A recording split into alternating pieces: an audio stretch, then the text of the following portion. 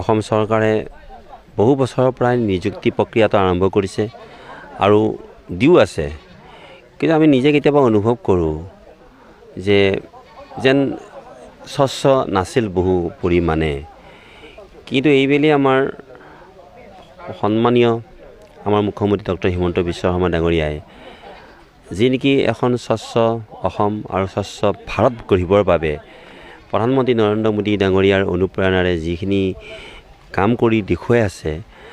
আৰু মই এটা কথা আমি নিজে যিটো মই আজি দলীয় মানুহ মই নিজে অনুভৱ কৰোঁ যে আমাৰ মানুহবোৰৰ এই স্বচ্ছ নিকা প্ৰশাসনটোৰ ক্ষেত্ৰত এই সন্দেহটো কিয় হৈছে যে আমি সকলোৱে জানো যে কিয় যে আমি মানুহবোৰ নিজে অসুন্দৰ হৈ গৈছোঁ, সেইকাৰণে আমি আনক মানে সুন্দৰ দেখিবলৈ আমাৰ মন নাযায়। কিন্তু সেই পৰম্পৰা আমি ভাঙিব লাগিব আৰু সেইকাৰণে ভাঙিব লাগিব যে বহু দুখীয়া মানুহে একমাত্ৰ যি ধৰণে চাকৰি ল'ব লাগে, যিটো টকাৰ খেল খেলিছিল মাজে মাজে, আমি নিজেও প্ৰত্যক্ষদৰ্শী। আৰু আগৰ বহুকেইখন চৰকাৰ, মই বিজেপি চৰকাৰৰ কথা কোৱা নাই, আগৰ বহুকেইখন চৰকাৰে যি ধৰণে এই ধনৰ মানে জৰিয়তে চাকৰি দিয়াৰ যিটো নেকি প্ৰক্ৰিয়া নেপথ্যভাৱে চলাইছিল, যাৰ কাৰণে নেকি তেওঁলোক তাৰ বাবেই ডুবিছে। কিন্তু এইবেলি আমাৰ চৰকাৰখনে স্বচ্ছ নিকা পৰিৱেশৰ মাজেদি গৈ আছে। বহুত প্ৰত্যাহ্বান আহিছে, বহুত ধৰণৰ মানে কোনোবাই মানে বিভিন্ন ধৰণে আমাৰ প্ৰক্ৰিয়াটো নষ্ট কৰিবৰ কাৰণে প্ৰযত্ন কৰিছে। আৰু বিশেষকৈ আমাৰ সংবাদ মাধ্যমে এছামে আকৌ কাৰোবাক দুষ্কৃতিকাৰীক হিৰো সজাইছে।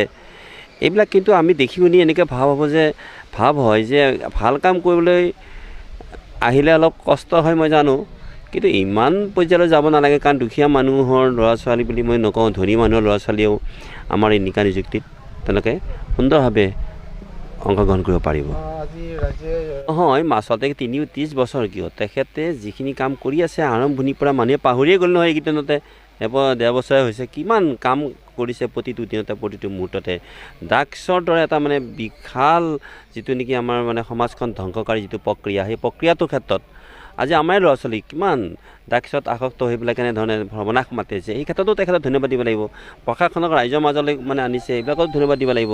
আজি আটাইতকৈ গুৰুত্বপূৰ্ণ কথা হৈছে কি যে নিজৰ ঘৰতে বহি পেলাই কোনো মানুহ আহিব নালাগে, গুৱাহাটীত কোনো মানুহ অফিচলৈ যাব নালাগে, ঘৰতে বহি পেলাই পৰ্টেলৰ জৰিয়তে বা যিবিলাক নেকি আমাৰ এপছ আছে এই গোটেইবিলাকৰ জৰিয়তে যি ধৰণে তাত দুৰ্নীতি নিৰ্মূল কৰিবৰ কাৰণে তেখেতে প্ৰচেষ্টা গ্ৰহণ কৰিছে। এইবিলাক আগতেতো হোৱা নাছিল, এইটো পৰিৱৰ্তন।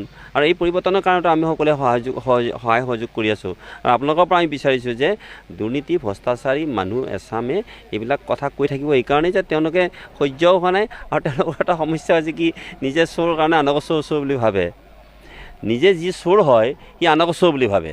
এইটোৱে হৈছে এতিয়া আমাৰ ঘটনা, আটাইতকৈ গুৰুত্বপূৰ্ণ ঘটনা নিযুক্তিৰ ক্ষেত্ৰত।